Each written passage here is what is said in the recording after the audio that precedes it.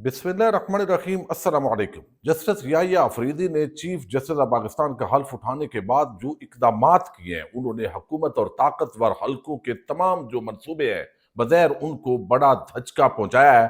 अब हुकूमत एक नई चाल चलने जा रही है। इमरान खान और तहरीक इंसाफ के जो कैदी हैं उनको किस तरह एक बड़ी मदद आन पहुंची है।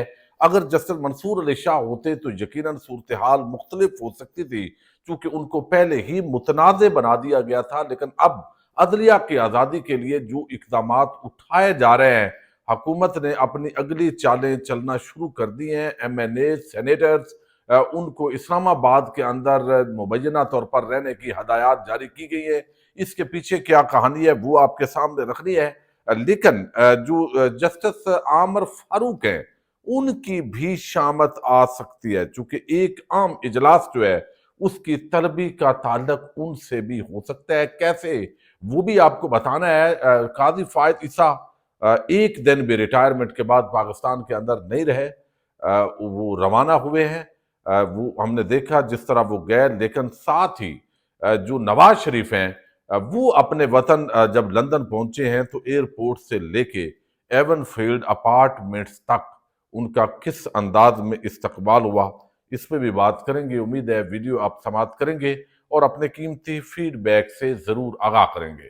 पाकिस्तान के अंदर हम देखते हैं कि जो बड़े बड़े ओहदों पर लोग मौजूद हों, वो सियासतदान हों, वो ब्यूरोक्रेट हों, वो कोई अस्करी अफसरान हों या सिविल अफसरान हों, या जुडिशल के अंदर जो बड़े बड़े हमने देखा है जजद हैं, उनके बैरून मुल्क कोई ना कोई जायदादें, इन्वेस्टमेंट, कोई ना कोई ऐसा खाता जरूर होता है। जब मुल्क से वो निकलते हैं तो वो उधर उनका आना जाना रहता है। बहुत सारों के बच्चे जो है वो बैरून मुल्क पढ़ रहे होते हैं। जब तनख्वाह के साथ कंपैरिजन किया जाता है, चलें जो तनख्वाह एक जज को मिलती है वो तो रीजनेबल होती है, लेकिन हम देखते हैं कि कुछ ऐसे अफसरान माजी के अंदर वो सिविल और अस्करी इदारों के अंदर थे। जब उनके बच्चों की फीसों का हिसाब लगाया गया तो समझ नहीं आ सकी कि उन्होंने किस तरीके से इतने महंगे इदारों के अंदर वो फीसद जो है वो अफोर्ड की। लेकिन पाकिस्तान के अंदर चूंकि कोई पूछने वाला नहीं है, नवाज शरीफ यहाँ पाकिस्तान के अंदर आए, वो शायद उन्होंने शेर सुनाने थे, वो शेर सुनाए। पहले ही वो अपने वतन वापस जाना चाहते थे, क्योंकि जब वो आए तो ये तवक्को थी कि नवाज शरीफ आएगा, उसको वजीर आजम की कुर्सी पे बिठाएंगे। लेकिन नवाज शरीफ को पाकिस्तानी कौम के लिए कादी फायद ईसा की तरह एक निशान इबरत बनाया गया। उसके सामने शहबाज शरीफ जो उसका भाई है, जो पूरा उसका क्राइम पार्टनर या जो भी आप उन्वान दें, अगर नवाज शरीफ ने कोई जुर्म किया है तो शहबाज शरीफ भी उसके भाई की हैसियत से हमेशा साथ रहे हैं, मरियम नवाज साथ रही है। तो अब यहाँ पे जो है वो नवाज शरीफ को वजीर आजम के तौर पे कबूल नहीं किया गया। ये जावेद लतीफ और बहुत सारे जो रहनुमा हैं वो आज भी बात करते हैं। शहबाज शरीफ को कबूल किया गया। उधर मरियम नवाज जो है, नवाज शरीफ जो है उनका मुंह बंद करने के लिए शायद उनको वजारत आला दी गई। इलेक्शन नवाज शरीफ हार गया, इससे बड़ी तजलील एक बंदे के लिए क्या हो सकती है। लेकिन फिर भी उसको नचाया गया, यानी उसको फार्म 47 पे MNA मुंतखब किया गया ताकि वो जलालत के आखिरी दर्जे पर पहुंचे और पूरी दुनिया को पता चले कि भाई हमारे खिलाफ जो वोट को इज्जत दो का नारा लेकर सड़कों पर बंदा निकला था वो खुद किस लेवल का वोट को इज्जत देने वाला है। कादी फायद ईसा फैजाबाद धरना केस का उसने फैसला किया, उसको बड़े लोगों ने हीरो बनाया। लेकिन आज हीरो से जो जीरो का सफर उसने तय किया, उन्हीं के खिलाफ, यानी जिनके खिलाफ बगैर वो फैजाबाद धरना केस के अंदर फैसला दिया था, उन्होंने ही कादी फायद ईसा की किसी कमजोरी का शायद फायदा उठाकर उस लेवल पर, रुसवाई के उस लेवल पर उसका इख्तिताम करवाया ताकि लोग इबरत पकड़े। और वो जैसे फैसल वाडा कहते हैं कि बाप के बाप से कोई अगले 65 साल भी नहीं टकराएगा। तो ये अब देखें क्या हो रहा है। तो ये दो अशखास तो कम अज कम इबरत का निशान बनाए गए हैं। इमरान खान को इबरत का निशान बनाने की कोशिश की गई लेकिन नाकामी हुई, क्योंकि इमरान खान के साथ पाकिस्तान की आवाम खड़ी है।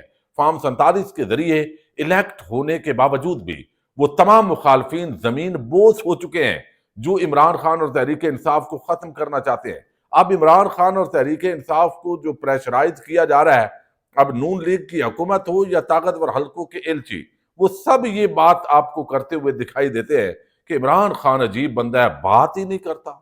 वो डील तो दूर की बात है, वो बात करने के लिए तैयार नहीं है। तो इस वजह से अब उस पर सख्तियां करेंगे और वो तासर दिया जाता है। भाई बात वो क्यों करे, क्या करे? क्या वो नवाज शरीफ और जरदारी है? क्या उसकी बैरून मुल्क कोई जायदादें हैं? क्या उसके करप्शन की कोई कमजोरियां हैं? कोई ऐसी फाइलें आपके पास हैं?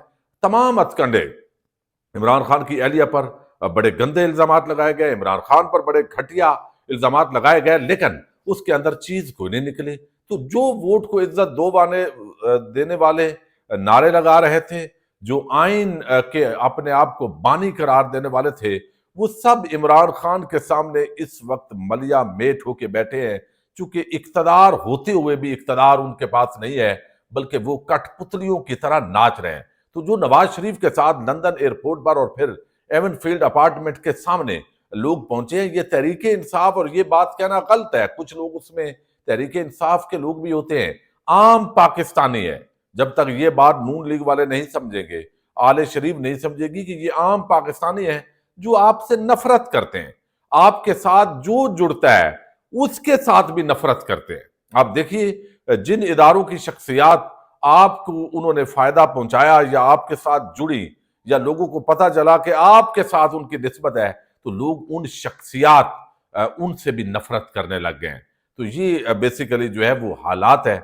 और नवाज शरीफ के सामने वो वीडियोज आप देख चुके हैं कि किस तरीके से वहां एवन फील्ड के सामने नारे लग रहे हैं, सिक्योरिटी बुलाई गई है, फिर सिक्योरिटी ने अंदर लेके गए हैं, फिर बाहर नारे शयान अली और ओवरऑल जो पाकिस्तानी कम्युनिटी है वो उस पर रजिस्ट कर रही है, बता रही है कि ये चोर है, ये डाकू है, ये पाकिस्तान के अंदर वोट को इज्जत दो का नारा लगाने वाला शख्स, उसने किस तरह जमहूरियत को जमीन बोस किया है, आइन कानून इंसानी हकूक को पमाल किया है।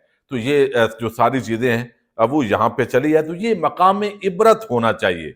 ये कह देना कि ये जी इंतशारी गिरोह है, ये चंद ऐसे लोग हैं, ये अपने आप को एक ऐसी बात है जो कल जैसे मंसूर अली शाह ने बात की थी कि वो जो है वो सारी चीज उसके अंदर यानी आप डालें शुतर मुर्ग की तरह, रेत में सर जो कादी ने दबाया है, तो ये उसी तरह समझने के मुतरादफ होगा। अब जो एक बड़ी डेवलपमेंट है वो है जो इजलास बुलाए गए, जो इकदामात किए, आप सब से सुन चुके हैं, मैं इसको ज्यादा रिपीट नहीं करूंगा। लेकिन अब इसके अंदर इमरान खान और तहरीक इंसाफ जो है उनको क्या फायदा मिल सकता है? देखिए जस्टिस याहिया अफरीदी, अगर justice Mansoor Ali Shah chief justice of Pakistan होते, अगर वो कोई इकदामात करते तो नून लीग वाले कहते और उनके जो प्रापेगंडा वाले जो लोग हैं वो कहते जी ये पहले ही देखे, हम तो कहते थे ये ग्रुपिंग है, ये कादी फायद ईसा के मुखालफ इकदामात कर रहे हैं, तो वो जो इकदामात हैं ये इन्होंने ऐसे ही करना है, ये हम ख्याल जजद का ग्रुप है, ये ऐसे करेगा। तो अब तो वो ये भी नहीं कह सकते,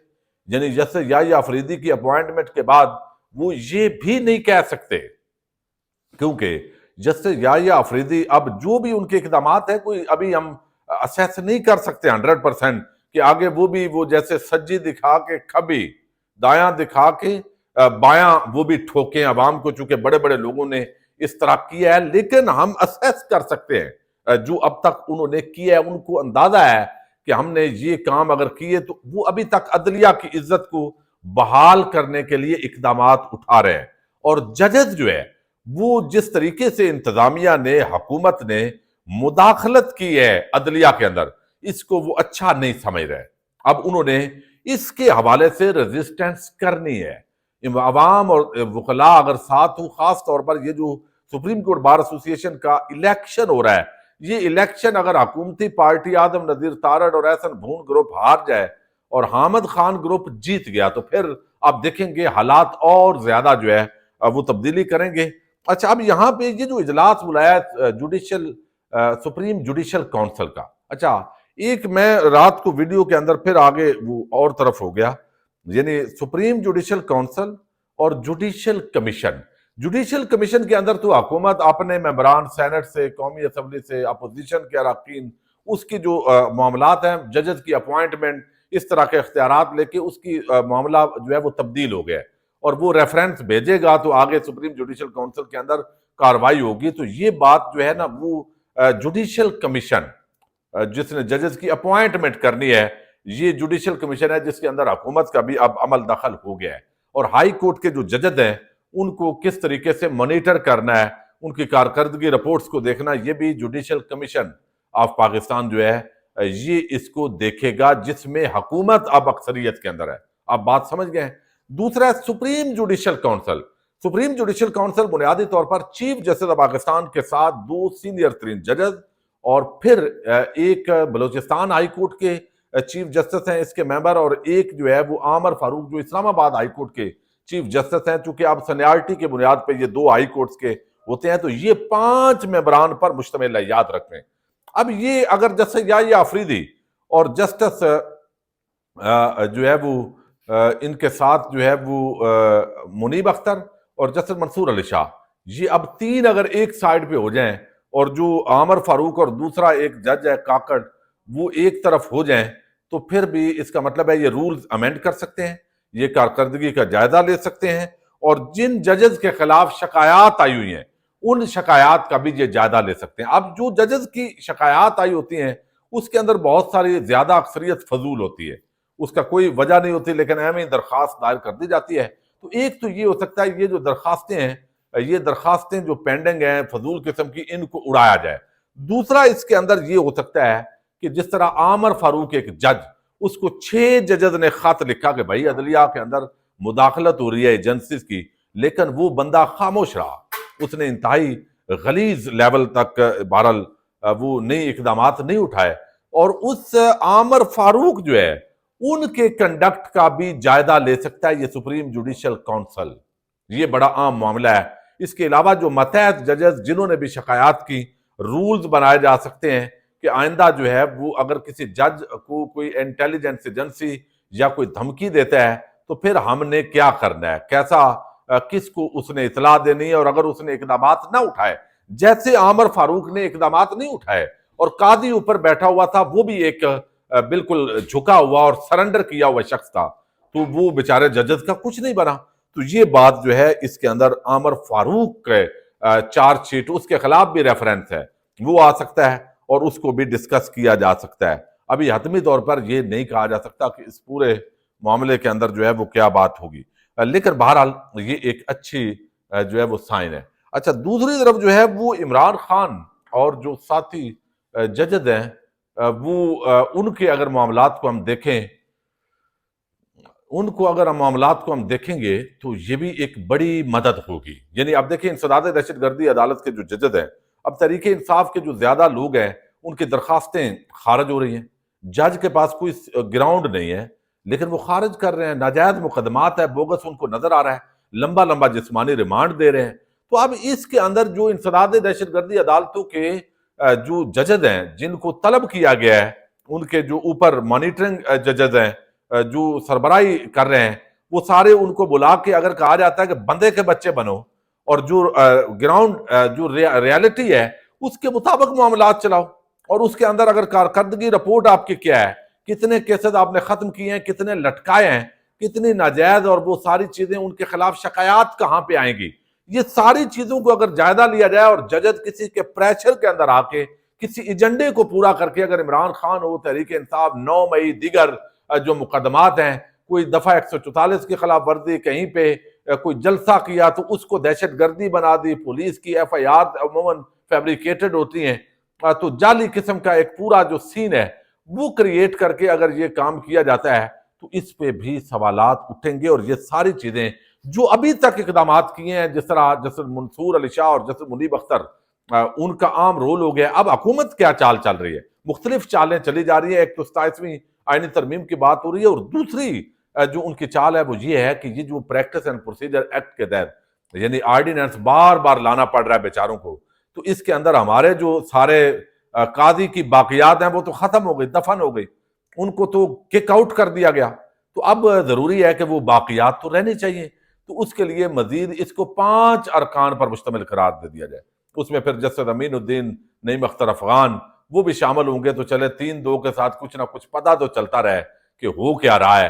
तो अब हुकूमत अपनी चालें चल रही है, तो ऐसे लगता है जैसे याहिया अफरीदी की अपॉइंटमेंट हुकूमत को उल्टा गले पड़ गई है, ना तो अब कह सकते हैं, ना निगल सकते हैं और ना बाहर निकाल सकते हैं, ये हालात हैं। बहरहाल आने वाले ये कल से चूंकि जो है वो फुल कोर्ट रेफरेंस इंतजामी साइड पे मीटिंग और फिर आगे जो मामलात हैं, इंतहाई आम हफ्ता है जो बताएगा कि अदलिया ने आजाद होना है या हुकूमत और जो इदारे हैं उनके सामने सरेंडर करना है। पाकिस्तान जिंदाबाद।